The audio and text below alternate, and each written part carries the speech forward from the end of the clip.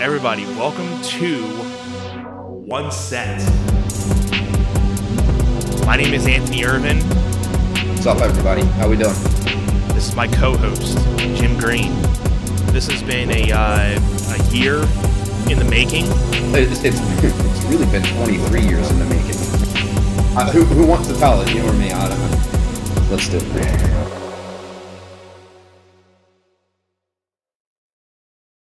What's up, everybody? Welcome to a brand new episode of One Set. My name is Anthony Irvin, and I'm here with my co-host, Jim Green, aka Green Monster and Magic. How are you guys doing? Hope you guys had a fun weekend. And, we're glad to be back for another episode, talking to you guys. And I just want to say, like always, thank you guys for continuing to support us and, watch week after week. We love being able to come with you guys and give you some new episodes here as we continue to learn more about how to improve the podcast and, give you guys what you want us to be talking about and what you guys want to hear. And, it's only going to get better from the weeks in and weeks out. And if you guys ever want to, put in your suggestions, if you're either watching this on YouTube, Spotify, Apple Podcasts, you guys can always leave us some comments on YouTube, letting us know what you think of the episode. What do you want to hear more of? What don't you want to hear more of? And, give us some ratings on Apple Podcasts, Spotify. I know Spotify just started giving ratings out, so you can definitely rate us, review us on those. The feedback is what helps us continue to do this to perfection. And, in the end of it, we just love doing this and just, chatting. It gives me and Jim, a reason to hang out and just chat it up every week, Yeah. What's going on? Hope everyone's doing well. I know that not everyone is doing well, especially with the vid. The vid still spreading around. Right. But yeah, I mean, I haven't heard of anyone that's been like taken out with this variant because it's not as severe. Right. So that's a plus at least. How's your weekend, Ant? My weekend was good. Again, great football weekend. We had our, we have our two teams that are going to be duking it out for the Super Bowl. One game was a really big upset, and the other game was down to a last minute thing. And I think everybody had thought, I thought the Chiefs were going to pull it out between the Bengals. They were up by 18 points at the half. But I think the thing, I know we were both watching the game at some points, if not at different points at the time. I think the thing that changed for the Bengals was that stop they had right before halftime, that they stopped Tyreek Hill. I was even telling myself that might be the change that they needed and the boost they needed to get back into the game. And so it had to have been because they started, pumping it out, and it was a great game. And for the Rams game, Matthew Stafford, he's on a roll. Yeah. I mean, they very well could just plow right through Cincinnati. Right. But I think it's going to be a close one. I would hope that it's going to be a close game because, all these other games have been decently close. And that's what you want to see. You want to see the fourth quarter, either suspense. A team down. Yeah, the suspense. You want to have a game where the team's down by a touchdown, or at least they're tied and they're going for the game. Nobody wants to see a blowout Super Bowl. Yeah, it was like a few weeks ago where literally every game was like a blowout. It's like nobody wants to see that. Exactly. I mean, it's just snooze TV. Yeah, might as well put on something else. Right. Like the Cowboys losing. Yeah, for sure. For sure. What did you do this weekend? Well, we did the Rumble Saturday That's night, true. and your boy here literally laid it out. It was like really predictable that they were opening. Well, they opened with the Universal match. Yeah. Seth coming out in the Shield gear was pretty awesome. Yeah, that was a big. I was like, whoa! That I did not see that coming. Yeah, the Reigns, the Roman Reigns chair attack at the end, resembling the original Shield breakup. Yeah. Poetic justice. Poetic justice. But I mean, it did the trick because Reigns has been like a heel since I don't know when. So clearly, August 2020, right? I think it's been 2 years.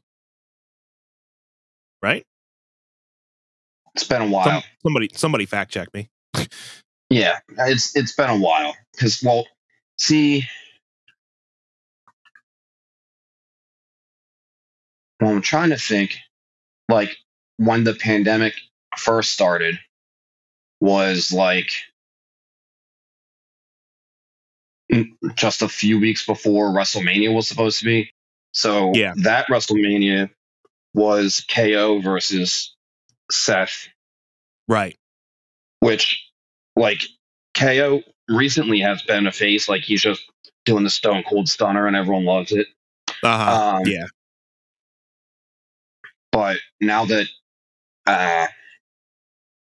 Reigns did the chair attack on Seth,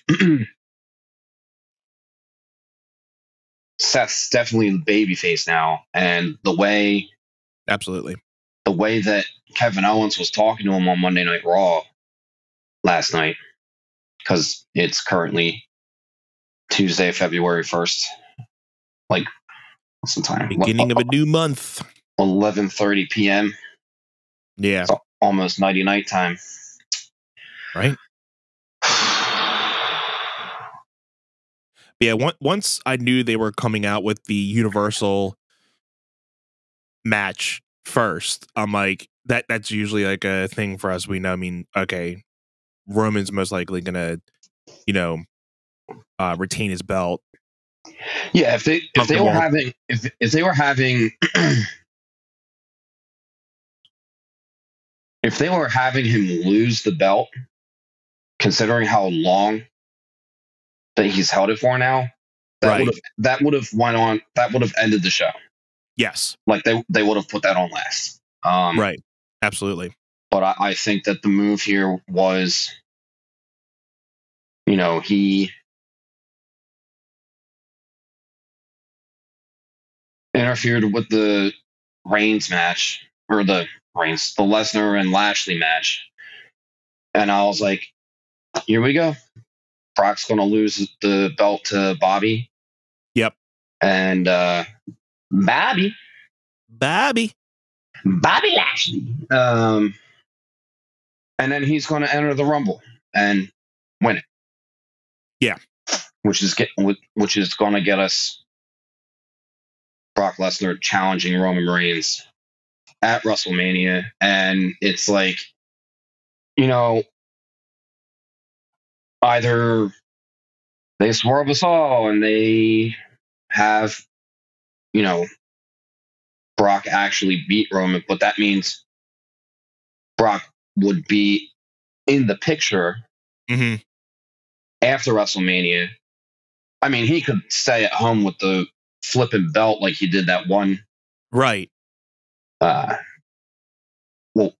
like 2 years ago or 3 years ago. He held it for like the whole year and literally probably had like 2-3 matches throughout the year. I think that was like 5 years ago, but yeah, ridiculous. Your main belt isn't even on the program. Stupid. He's literally just in his house watching Raw with his belt, watching just everybody else fight. Like, okay, and I'll just be back whenever I want. Yeah, but now he's like, he's on TV every week. Yeah, and it's great because he's. I mean, I think he's the company's biggest attraction, but 100%. Yeah, no, I think Roman's retaining at WrestleMania, and he's going to hold on to that belt for a long time. Like the way that they put him, they had him pinning both Edge and Daniel Bryan at last WrestleMania. Mm-hmm. Our buddy John Alba was like, and I'm sure Doug agreed with him. Yeah, the fact that they had him pin both of the guys, like actually cover both of them and pin them both, was the telltale sign that Roman was holding onto that belt for a really long time, time. And they were like, I wouldn't be surprised if he held it all the way until next WrestleMania. And here we are. He's held the belt this entire time. It's been I think it's been over 500 days at this point, right? I think so. I think he's gone over the 500 mark. And I mean, say what you want. I mean, you know, about like, oh, Roman's boring, Roman's this. I mean, he hasn't really done bad in his reign. I mean, he has the Usos kind of on his side and, you know, doing the whole heel thing. He's got to do the whole heel thing. And, you know, the back and forth with Paul has been, you know, the elongating storyline as well. Right. But, and that will come to prosper within these months too, because, you know, with Paul, you know, basically going against Lesnar. Yeah. You know, that's going to probably be something that's going to happen Friday night, or if you're watching the episode, it's going to be tonight. You know, Paul Heyman will most likely be explaining why, or like what he did, why he did it, obviously. But again, that'll be another stringed storyline off of the main storyline of that. But you know, you gotta respect to how Reigns was back in like when he was feuding with Cena, feuding with these other guys, and they were trying to push him into being the main guy, and we just knew he wasn't ready. Where he's doing what he's doing now, I think he's definitely come into his own character of, you know, I think this is probably, I mean, you know, people may not agree and that's fine, but I think this is his best work he's done in the last couple years with, you know, just, you know, being able to be the top heel, and he doesn't really have to say much. He just, you know, goes in, goes to work, gets it. I mean, you know, so I think from if we were able to see this Roman Reigns 3, 4, 5 years ago, I don't think we probably would be having the same conversations of like, oh, well, they're just trying to push him down our throats. I mean, you can see now why they probably wanted to do it. Yeah. Well, I think that, you know, the fan base, you know, they wanted him to be turned heel a while back, like you said. Yeah. And Vince is like, look, I'm going to do what I want, and you're going to like it. Mm-hmm. And that's, you know, when COVID first hit, Roman Reigns was just like, I'm not playing around, and he took time off.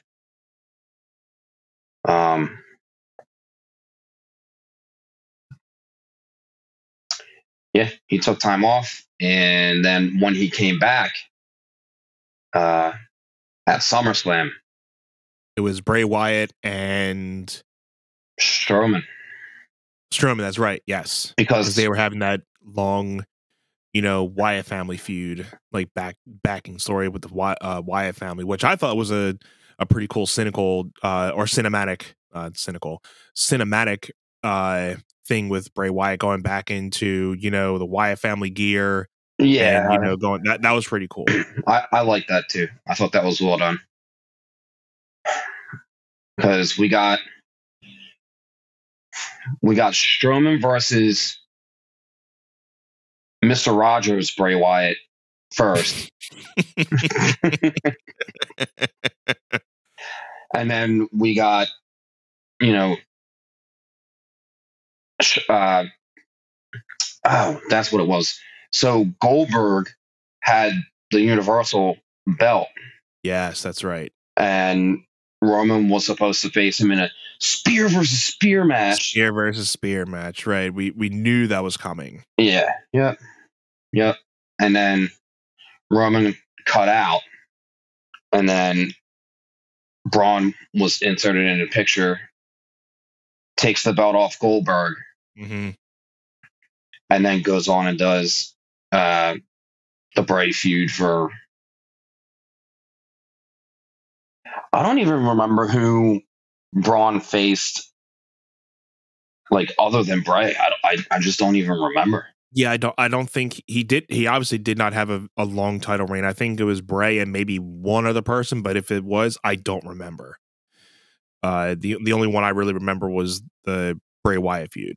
Yeah, because it was you could not have them feud together because they had that Wyatt family on, history. and Yeah. they all kind of they had the history, and with them all breaking up from it, I mean it was money right there. So Yeah. And then after the OG Bray Wyatt match, oh my goodness, wasn't that like a swamp match? yes, I was gonna say they had two matches, right? They had the No. cinematic one, and then they had an actual in-ring match, and I think the in-ring match was SummerSlam, right? They didn't, or did they do like a half cinematic and then ring? I think they did a mixture of it, or was it two different matches? No, I thought he faced the Mr. Rogers Bray Wyatt first, and then the OG Bray Wyatt second, and then he faced the Fiend at SummerSlam. So Yes, in the third match is where the Fiend won the belt finally. Yeah, And then Roman Reigns out of nowhere comes in and spears the both of them. And it's like, oh my God, Roman's back. And then the following Sunday, I think, was Payback.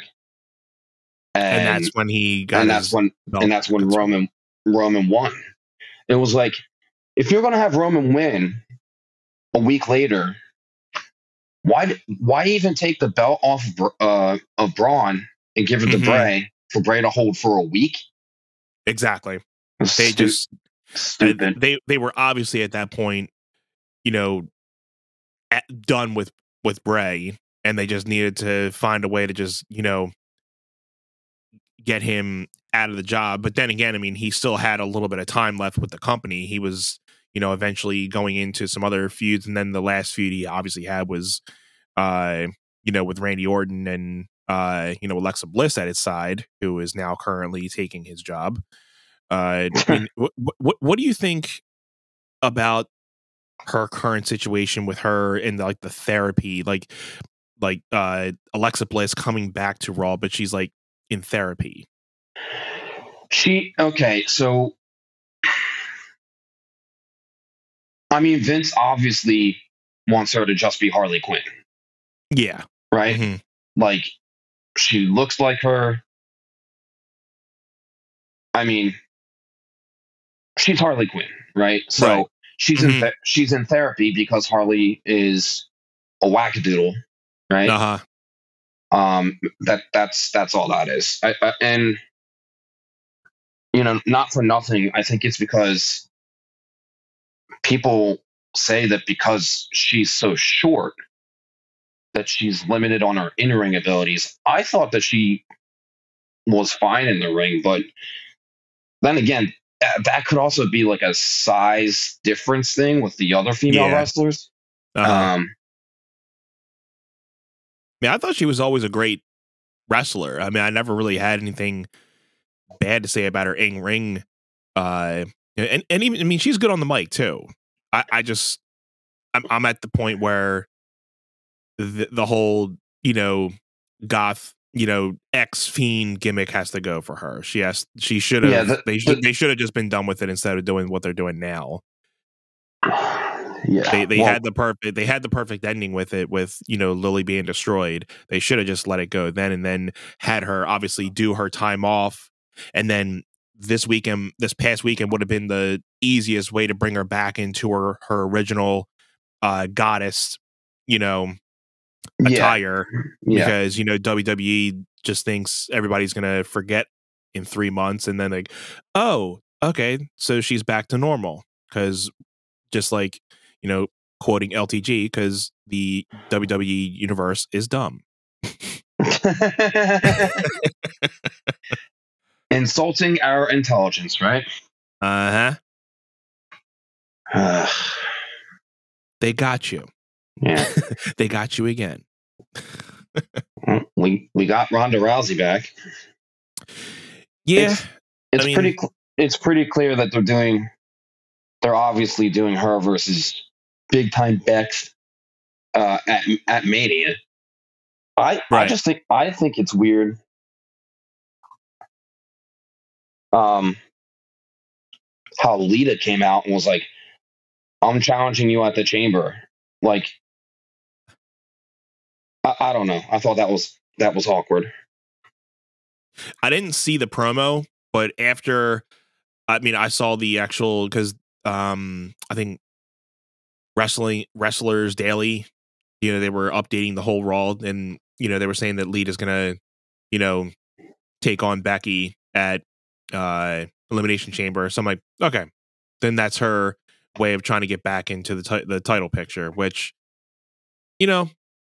I'm all for these legends coming back and having one last run, and getting a belt, saying they had one more run, and then they have a short run and be done with it. But it's like, obviously at this point, WWE is just pulling all stops to be like, okay, we need star power, and we're not going to get it from any of our current roster, because we obviously don't care about forming new talent. So we're just going to continue to bring these legends in, and because Attitude Era was the best era of wrestling current, so that's where most of our main audience was from, and they wish they had it back. So why don't we just continue to bring these people back? So if we're dipping in the ratings, that'll get us back in. Correct. WWE logic. Yeah. I mean,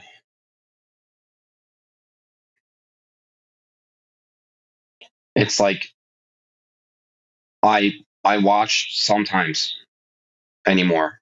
Yeah. Because I'm like, it's I don't want to say it's stale, but it's just like you get one really like solid episode every like what? Couple weeks. 3 to 6 months? Yeah. And God, it's so painstakingly obvious that like in the fall they don't care. Right. Like fall WWE, because what, you're competing with Monday Night Football? Right. Like you just don't care, and then you're like, oh, Super Bowl's coming up. The Super Bowl. Yeah. Once the Super Bowl happens, then Vince is like, okay, Royal Rumble, and we're on the road to WrestleMania, right? Yeah. They do WrestleMania, and then nothing really matters until you get to SummerSlam, and then nothing really matters until you get to the Rumble. It's like, okay, if you're not booking these shows to be creatively building new stars, like you just said.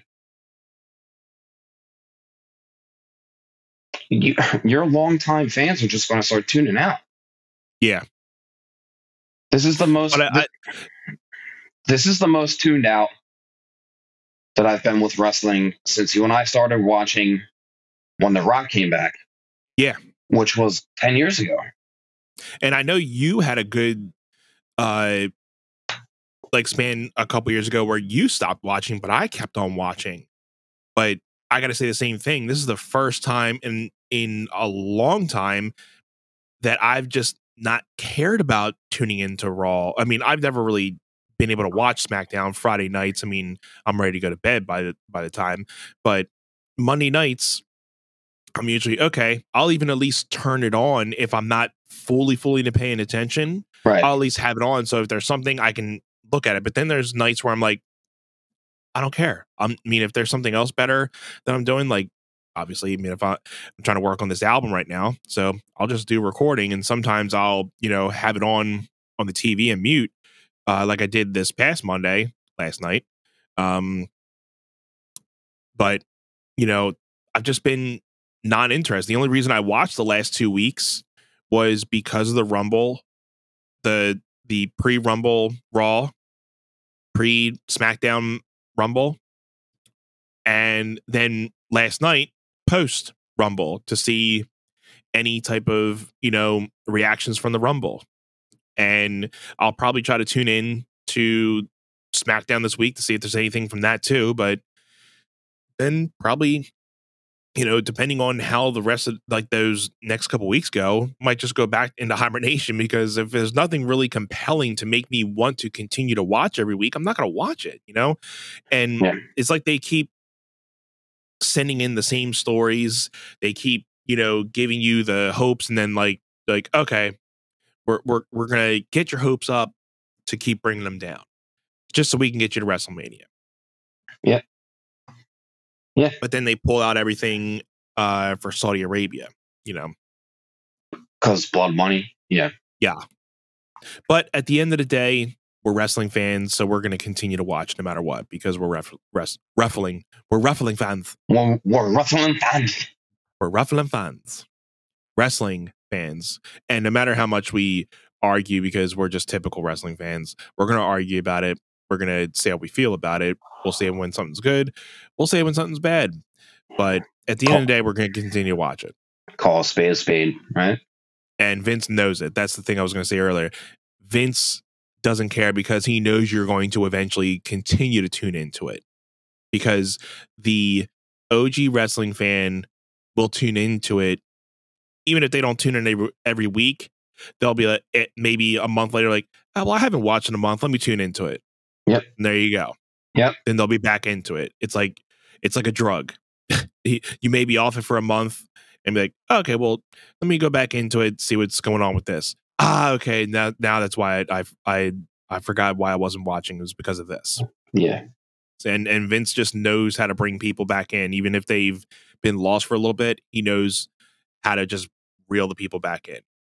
Yeah. By getting their hopes up and bringing them back down into a vicious cycle. That's it. All right. So that's our wrestling talk this week. Yeah, that's the wrestling talk for the week. Let us know if you guys like the wrestling talk. I mean, we love wrestling. We love talking about it. Let us know if you like us talking about wrestling more. If not, we can talk less. Always send us emails, throw us a comment in the YouTube comments. Let us know, Absolutely. Did we even talk about or make our picks for the Super Bowl? You think the Rams are going to do it? We haven't picked, but and that's the thing. The Bengals have the underdog story going, because it's our year. And I mean, again, I really thought they weren't going to make it past the Chiefs, but they impressed me.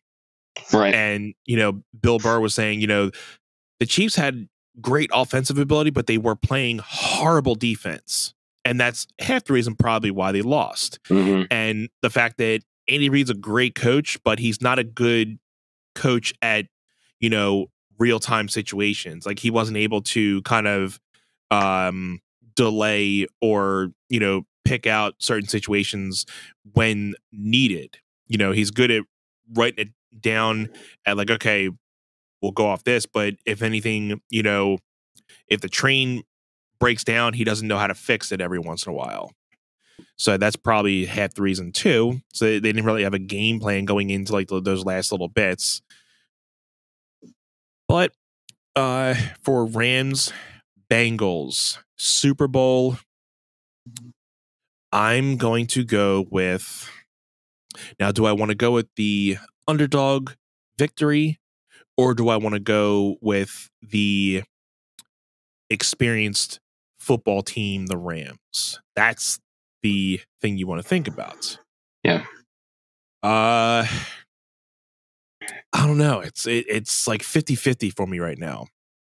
Okay. Well, Super Bowl's not this coming weekend, right? It's the following. Now we got the Pro Bowl this week. Okay. And then we got the Super Bowl the following week. Okay, so if you're 50-50 right now, I mean, I kind of am too. I'm actually leaning a little bit towards Cincinnati, but that's where I am. Yeah. So let's maybe take the week to sit on it and think about it. And then, like I said, 50-50, but I'm kind of on the path of the Bengals just because I do want to see an underdog always win. I love the underdog win. Yeah. I don't mind I honestly don't whoever wins because I think it's going to be a great game no matter what.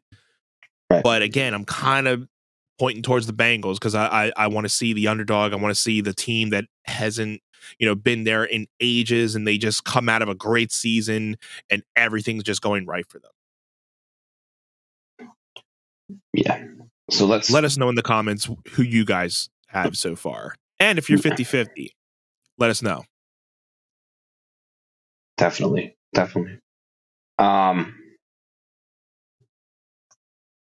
Bro, that's football talk, wrestle talk. Let's do music talk. Let's do some music.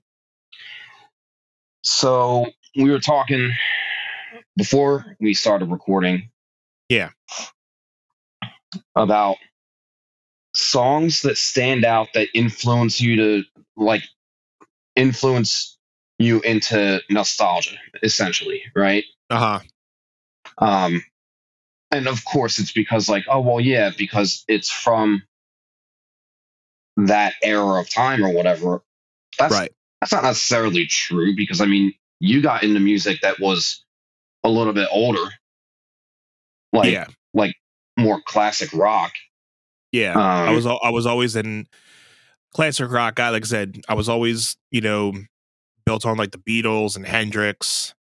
A lot of more classic rock, blues, and then as I grew, started getting into more heavy rock, learning about those bands, then getting into more mainstream with Metallica and a lot of other mainstream bands with grunge and everything, and then getting into more heavier stuff, mainstream and underground.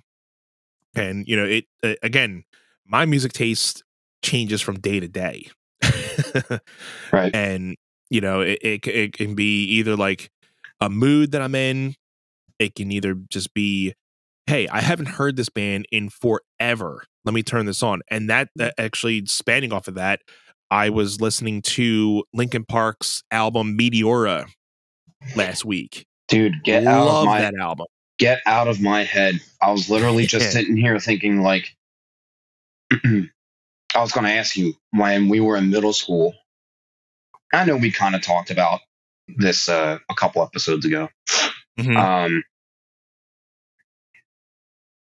But like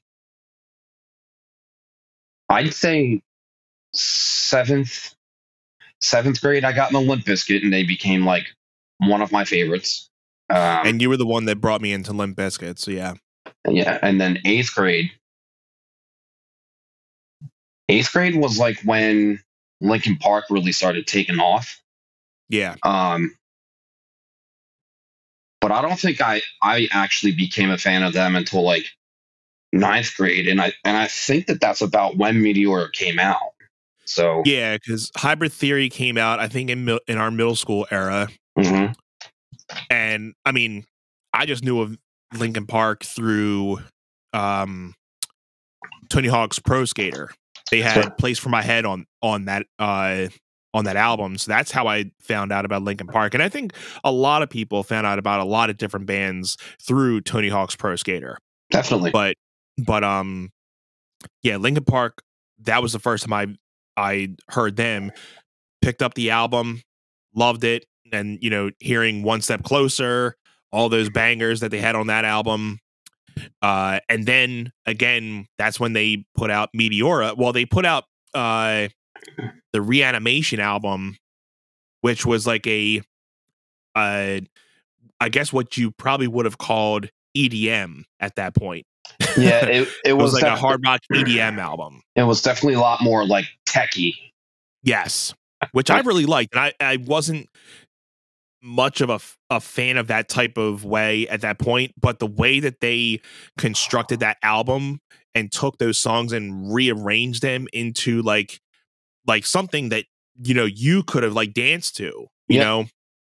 that was cool to me, and I really did like that album. Yeah, Then me I too. think they did the album with Jay-Z, then Meteora came, or was it Meteora then they did the album with Jay-Z? I don't remember. I'd have to look. Let me see if I can look for that real quick. Yeah, I think that they did the what was that, Collision Course?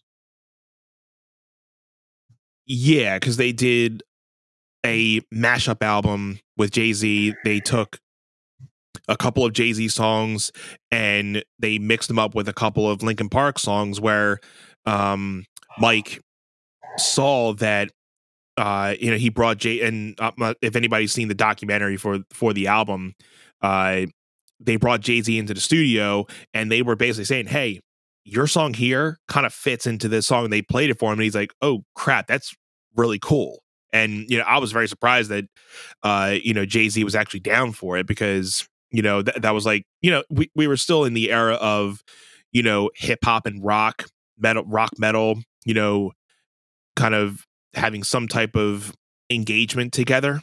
Right. But I think that was one of the albums outside of having the Kid Rocks, the Limp Bizkit, Korn, where you have like a different type of new metal sound.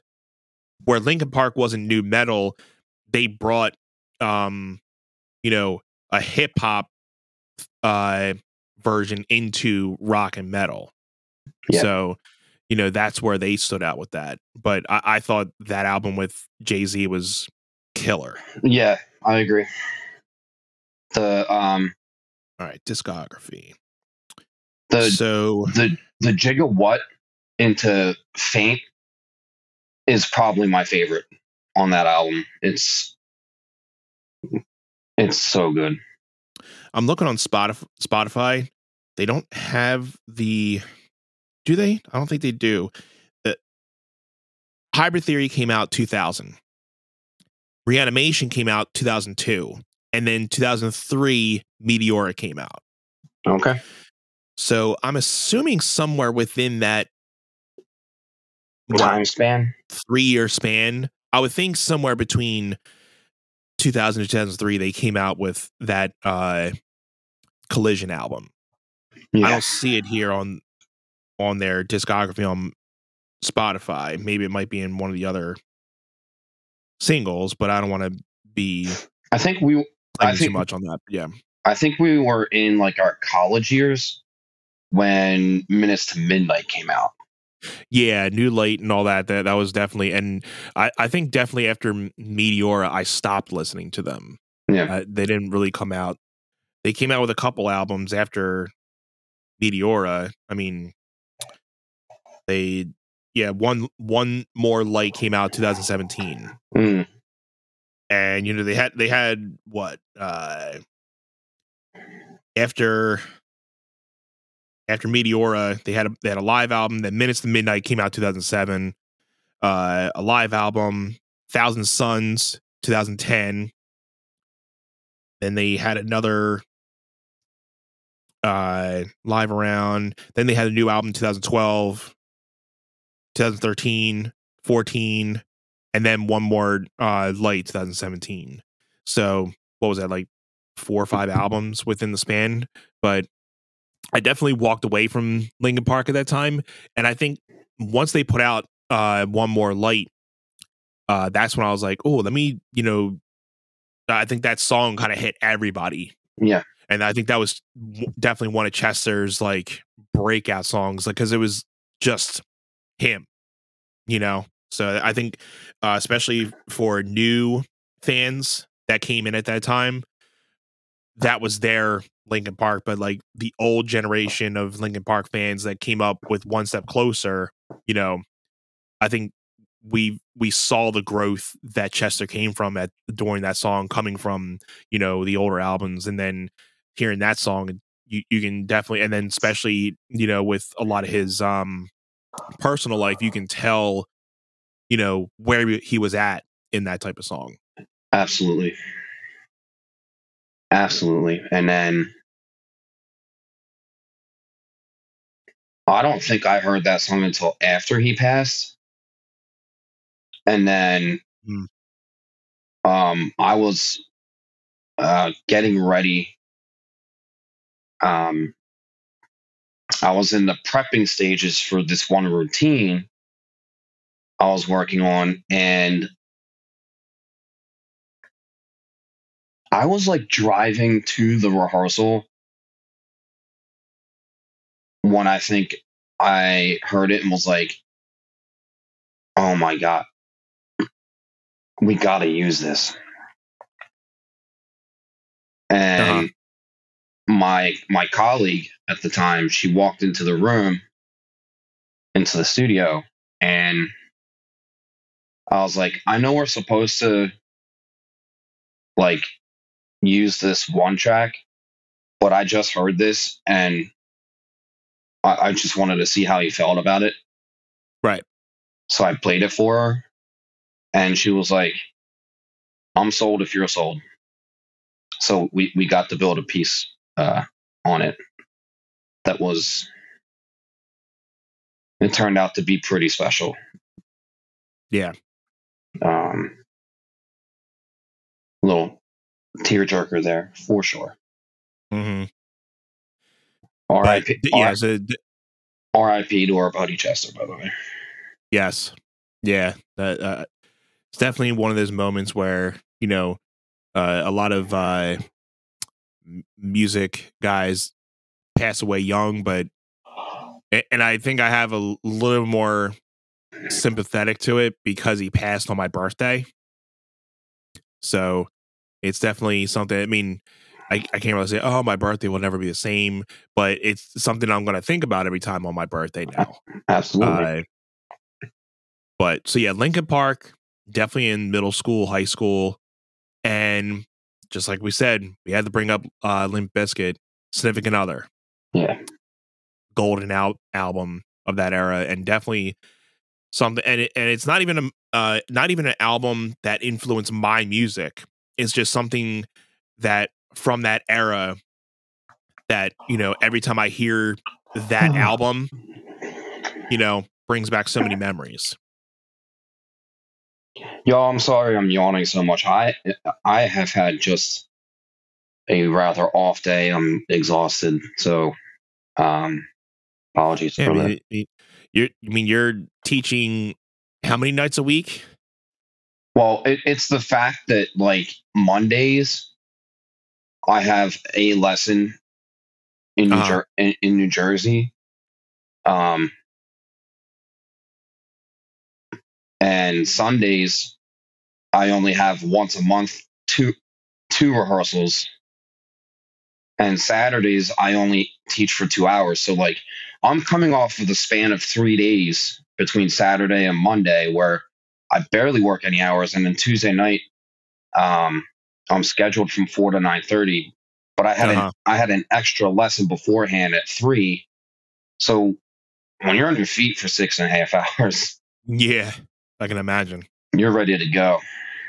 Right. And tonight on my way home, I was just like, oh, I feel like I got hit by a bus. My God. Yeah, man. It's crazy what our body. I mean, like that's what they always say. Like, yeah, you got to listen to your body at times, because if you don't, it'll definitely give you that hip check that that you need sometimes. Because we always try to feel that we can always push our bodies, to the limit, but our bodies definitely tell us when we've had enough Yeah. before we have told our bodies we've had enough. Yeah. Yeah. Yeah. And on that note, maybe we can follow up on this music talk next week, because I was just going to talk about how, when my family had a studio that we were running, I have certain songs that I acclimate to each year because of the dance routines that I built to them. So Yeah. I'll actually jot some of them down so that I have a little cheat sheet, and we can talk about that a little bit. Absolutely. Next time, if you're cool, that we wrap this episode up here, if that's all right.